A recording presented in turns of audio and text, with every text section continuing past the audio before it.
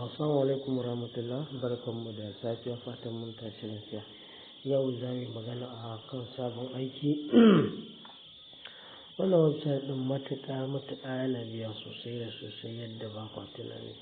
To idan mutum ya mai da hankali zai samu alkhairi da wannan kamfani da insha Allah.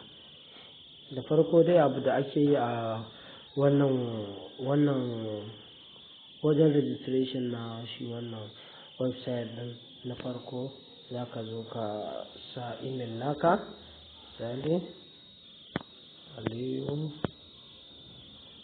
Mukhtar,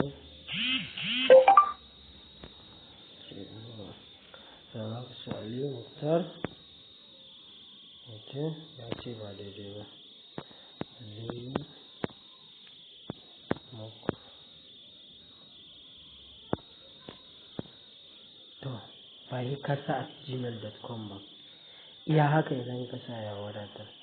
Nan wajen na biyu da suka ce ka sa musu yan tayewa national ID card, identity national ID card yana suke nufi da abu da za ka yi, ba wai national ID card za ka sa musu ba, a fahimta. Abu da za ka sa shine lambar waya ka guda 11 ce, misali 08129291091.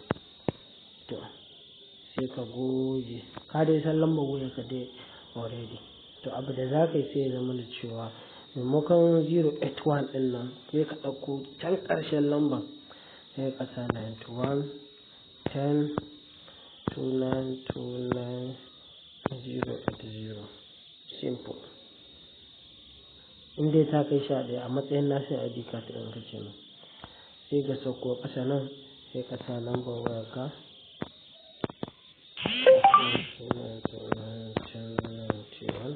sai ka sa lambar wayanka, yawwa sai ka zo ka seta password, sai ka zo ka seta password,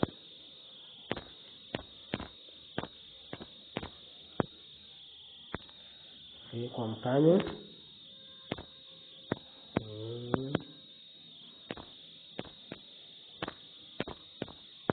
sai kai confirming. To already dama akwai invitation code a jikin link ɗin da zan ajiye.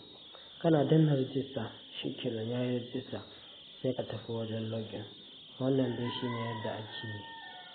shine yadda ake registration. To yanzu bara mu tafi mu je mu yi login.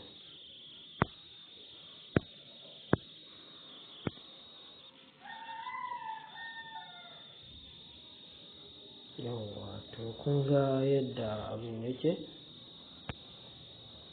Yanzu mun yi login. Wannan shine yadda ake.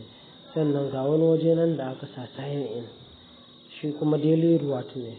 Kullum idan ka shiga, ba nan ba ne, yana can site ɗin.